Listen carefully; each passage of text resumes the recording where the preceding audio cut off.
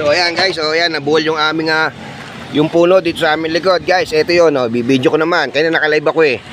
Ito video ko yan sa may likuran lang namin yan. Ayan buti hindi tinamaan ng bubong ko. Ito sira-sira na nga bubong ko Buti na hindi nadali. Ayan laki niyan. Yun kita niyo man, laki niya. Akala niyo maliit. Ayan laki yan guys. Ayan. Yan yung sinasabi ko na dapat papuputol ko na sana. Magre-request sana ako.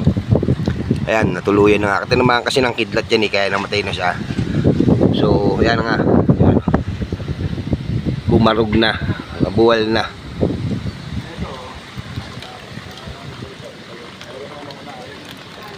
Ayun, may tinamaan sa mga tsuhing ko. Ayan, konti lang. Mga sanga-sanga. Ayan, mga na. Taas kasi yun Ayan kita nyo guys yan ang epekto ng bagyong Yuan, yung lakas ng hangin pero wala siyang ulan, puro hangin ang lakas. Ito nga yung natabayan ko yung aking bubong kaya kinawaran ko lahat. Ayan look na yan nasa likodan namin kinawaran ko yan kasi baka lipa rin ng hangin. Yan kaya ito yan. So hanggang dito lang guys, maraming salamat. Ayan ang ilaw guys wala pa yung mga tatanong dyan, ayan pa, wala pa okay.